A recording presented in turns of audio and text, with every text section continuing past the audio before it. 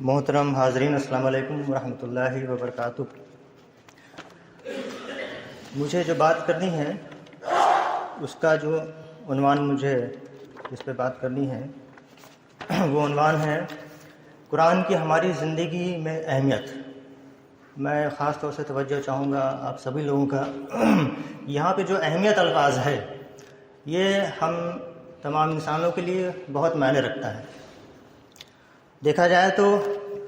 ہمارے لیے جو چیز کی ہم اہمیت سمجھتے ہیں ہم اسی کی طرف متوجہ ہوتے ہیں، اسی کی طرف اسی کو حاصل کرنے کے لیے، اس کے حصول کے لیے ہم کوششیں کرتے ہیں، اور ہمارا جو نظریہ ہوتا ہے وہ سیٹ ہوتا ہے ان چیزوں کو حاصل کرنے کے لیے۔ ہمارے طور طریقے وہ سیٹ ہوتے ہیں، اصول رواج وہ سیٹ ہوتے ہیں اس چیز کو حاصل کرنے کے لیے، جس چیز کی ہمارے میں اہمیت ہوتی ہے۔ ہم ملک کے اعتبار سے لے لیں، قوم کے اعتبار سے لے لیں، سوسائٹی کے اعتبار سے لے لیں، اور خاندان اور ذاتی اعتبار سے لے لیں، ہم سب ایک خاص نظریہ، سوچ اور ایک طریقہ یہ اپنی زندگی کے لیے اصول رکھتے ہیں۔ اور یہ سب کس لیے؟ اس چیز کو حاصل کرنے کے لیے جس کی ہم اہمیت سمجھتے ہیں۔ ان اصولوں میں، ان نظریہ میں ہم دیکھیں تو ہم اپنے لیے آزادی بھی چاہتے ہیں، اپنے لیے آسانی بھی چاہتے ہیں، اور یہ سب کس لیے؟ تاکہ جس چیز کی ہمیں اہمیت ہے وہ ہمیں حاصل ہو سکے۔ اسی طرح سے ہم دیکھیں، اپنے معاشرے میں دیکھ لیں، ملک کے اعتبار سے دیکھیں، چاہے ہم سوسائٹی کے اعتبار سے دیکھیں، خاندان کے اعتبار سے دیکھیں، ذاتی اعتبار سے دیکھیں، کیا حالات ہیں۔ ٹھیک ہے، باتوں کو کہنا، ماننا ایک چیز ہوتی ہے، لیکن ہم حقیقت میں ہمارے عمل پر اگر غور کریں، ہم اپنی کی بات نہیں کر رہے ہیں، پورے ملک کے اعتبار سے، پورے انسانیت کے اعتبار سے میں بات کر رہا ہوں کہ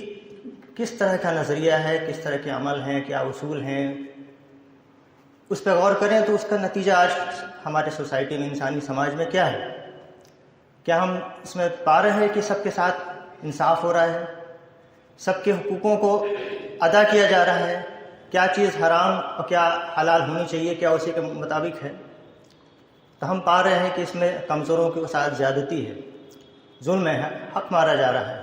بے حیائی عام ہے، کم تولنا، لوگوں کے ادھیکاروں کا ہنن کہہ لیں آپ، یہ ساری چیزیں عام ہیں۔ اس سے جو کمزور طبقہ ہے اس کے لیے تمام مسائل کھڑے ہیں، اس کے لیے جینا محال ہے، اس کے حق کو مارا جا رہا ہے۔ یہ سارے مسائل ہم آج دیکھ رہے ہیں اپنی سوسائٹی میں، ملک کے لیول پر، چاہے عالم کے لیول پر دیکھیں، یہ سب چیزیں رائج ہیں۔ اب بات آتی ہے اسلام کے ذریعے سے، اور جو قرآن ہمیں متوجہ کرتا ہے، ہمارا جو مہم اور یہ جو ٹاپک جو تھا رجوع الی القرآن، میں اسی کی طرف اب آتا ہوں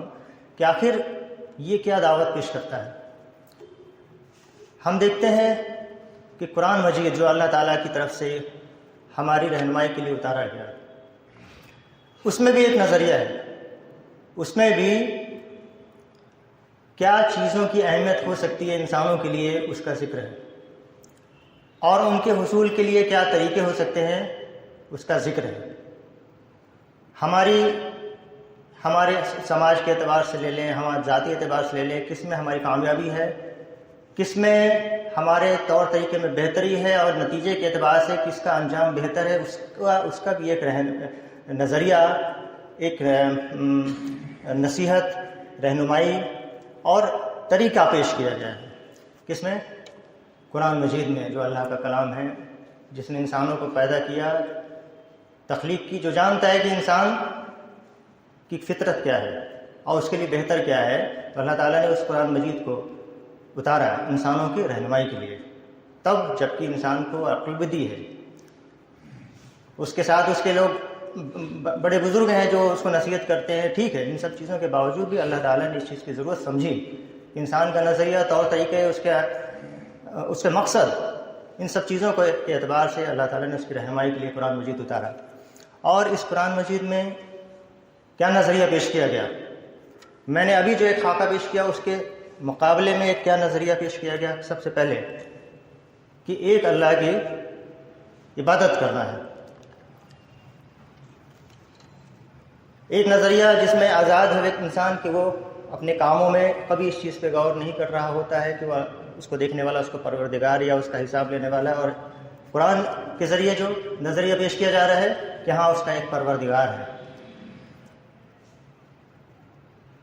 جو، اور اب وہ آزاد نہیں ہے، اس کو بنانے والا ایک پروردگار ہے. اور جس نے اپنے میسج یہ قرآن میں اس کو پیدا کرنے کا مقصد بیان کیا اور اس کی زندگی کے طریقے کیا ہونے چاہیے، اس میں کیا جائز ہے کیا ناجائز ہے، اس طریقے کو پیش کیا تاکہ انسان جس مقصد سے بنایا گیا ہے اس مقصد کو وہ حاصل کرے. میں ایک یہ جو میں نے باتیں رکھی، اللہ تعالیٰ قرآن میں آخر کیا ہمیں نظریہ پیش کر رہے ہیں، کیا انہوں نے طور طریقے بتائے ہیں، کیا چیزیں جو بہتر ہیں جائز ہونی چاہیے، کیا طریقے جو ہماری غلط ہیں یا جو ناجائز ہیں، ان کا جو تذکرہ کیا ہے میں اس کو شارٹ میں آپ کے سامنے پیش کرنا چاہوں گا. کہ سب سے پہلے کہ اللہ تعالیٰ نے قرآن کے بارے میں کیا ذکر کیا ہے، جو کہ سورہ بنی اسرائیل آیت نمبر 9 سے 10 میں ہے کہ بسم اللہ الرحمن الرحیم، بلا شبہ یہ قرآن وہ راہ دکھاتا ہے جو بالکل سیدھی ہے، اور وہ بشارت یعنی خوشخبری دیتا ہے ایمان والوں کو جو اچھے عمل کرتے ہیں کہ ان کے لیے بڑا اجر ہے. اور یہ ہے کہ جو لوگ آخرت کو نہیں مانتے ہم نے ان کے لیے دردناک عذاب تیار کر رکھا ہے. اور اسی حوالے سے قرآن کے علاوہ حوالے سے اللہ تعالیٰ نے کیا بات آگے فرمائی، جو کہ سورہ الزمر آیت 39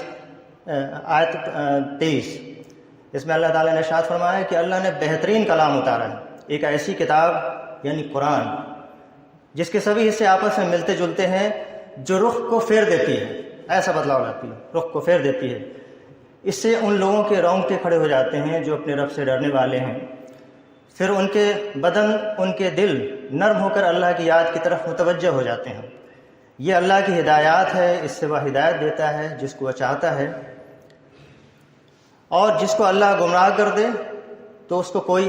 ہدایت دینے والا نہیں. اور اس کتاب میں اللہ تعالیٰ نے جو معبود ہمارا معبود ہے اس کے حوالے سے کیا بات کہی، تو یہ سورہ البقرہ آیت نمبر 163 میں ارشاد فرمایا اللہ تعالیٰ نے کہ تم سب کا معبود ایک ہی معبود ہے اور اس کے سوا کوئی معبود برحق نہیں، وہ بہت رحم کرنے والا اور بہت بڑا مہربان ہے. یہ ایک تعلیم دی ہے معبود کے سلسلے میں. اسی طرح سے معبود کے حوالے سے اللہ تعالیٰ نے اور کیا ہماری رہنمائی کی کہ جو کہ سورہ البقرہ آیت 255 میں ہے کہ اللہ تعالیٰ ہی معبود برحق ہے، جس کے سوا کوئی معبود نہیں، جو زندہ اور سب کا تھامنے والا ہے، جسے نہ اونگ آتی ہے نہ نیند،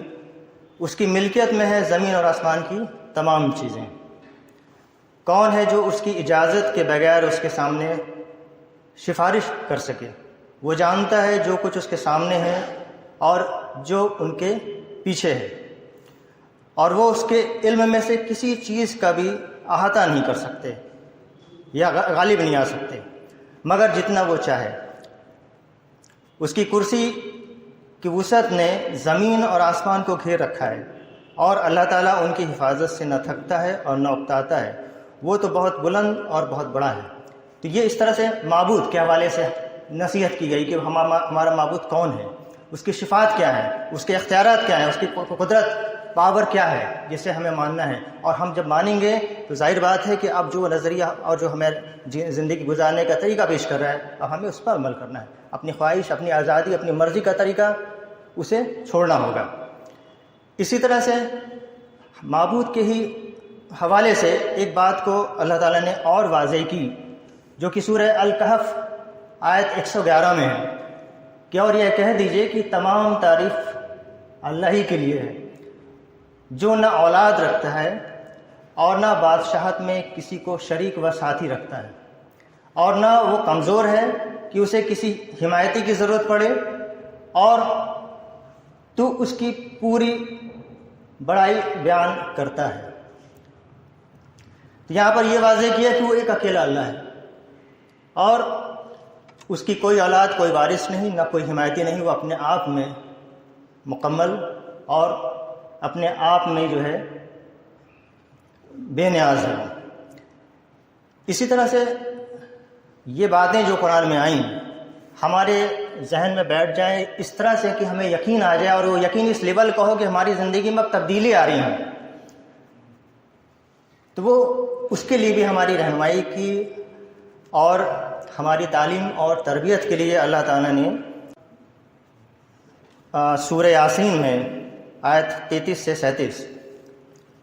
کی اور ایک نشانی ان کے لیے مردہ زمین ہے، اس کو ہم نے زندہ کیا، اس سے ہم نے غلہ نکالا، پس وہ اس میں سے کھاتے ہیں، اور اس میں ہم نے کھجور کے اور انگور کے باغ بنائے، اور اس سے ہم نے چشمے جاری کیے تاکہ لوگ اس کے پھل کھائیں، اور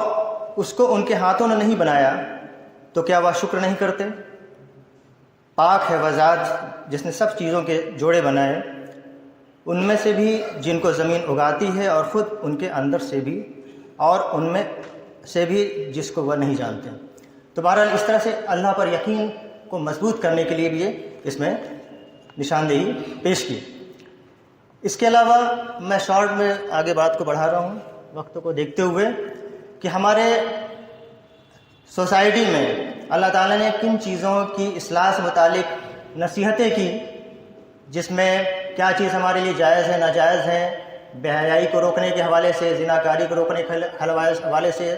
کم ناپ تول میں کمی کے اعتبار سے، تاکہ ان چیزوں کے ذریعے سماجی برائیاں قابو میں رہیں اور لوگوں کے حقوق کی ادائیگی ہو، امن قائم ہو، آپس میں محبت بھائی چارہ قائم ہو۔ نہ صرف ہم عام مسلمانوں کی بات کر رہے ہیں بلکہ اس ملک کے تمام انسانوں کے لیے، عالم کے تمام انسانوں کے لیے۔ تو اگر ہم اس پہ غور کریں تو یہ بات آتی ہے کہ سورہ المائدہ آیت نمبر 91 ہے کہ اے ایمان والوں، بات یہی ہے کہ شراب اور جوا اور تھان اور فال نکالنے کے پانسے کے تیر، یہ سب گندی باتیں شیطانی کام ہیں، ان سے بالکل الگ رہو کہ تم فلاح یاب ہو۔ شیطان تو یوں چاہتا ہے کہ شراب اور جوئے کے ذریعے تمہارے آپس کے عداوت اور بغض واقع کرا دے، اور اللہ تعالیٰ کی یاد سے اور نماز سے تم کو باز رکھے، سو اب بھی باز آ جاؤ۔ اس کے علاوہ سورہ انعام میں آیت نمبر 151 آپ کہیے کہ آؤ میں تم کو وہ چیزیں پڑھ کر سناؤں جن کو تمہارے رب نے تم پر حرام فرما دیا ہے، وہ یہ کہ اللہ کے ساتھ کسی چیز کو شریک مت ٹھہراؤ، اور ماں باپ کے ساتھ احسان کرو، اور اپنی اولاد کو مفلسی کے سبب قتل مت کرو۔ ہم تم کو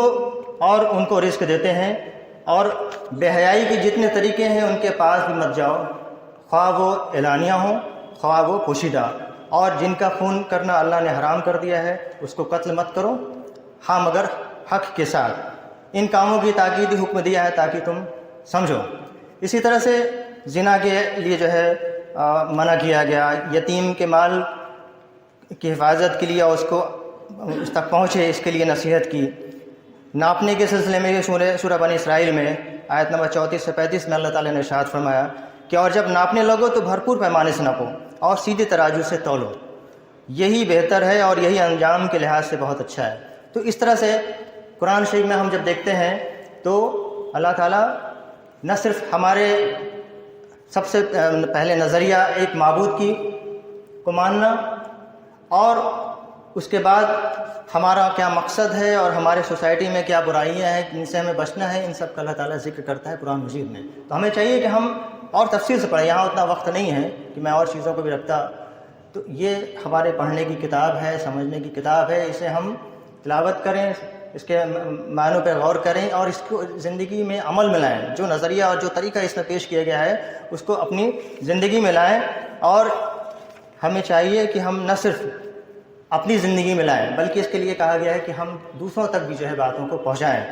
بس ایک شارٹ میں بات رکھنا چاہوں گا کہ دوسروں تک پہنچانے کے حوالے سے اللہ تعالیٰ نے بھی سورہ آل عمران میں آیت نمبر 104 سے 105 میں کہا کہ اور ضرور ہے کہ تم میں سے ایک گروہ ہو جو نیکی کی طرف بلائے، بھلائی کا حکم دے اور برائی سے روکے، اور ایسے ہی لوگ ہی کامیاب ہوں گے، اور ان لوگوں کی طرح نہ ہو جانا جو فرقوں میں بٹ گئے اور آپس میں اختلاف کر لیا بعد اس کے کہ ان کے پاس واضح احکام آ چکے تھے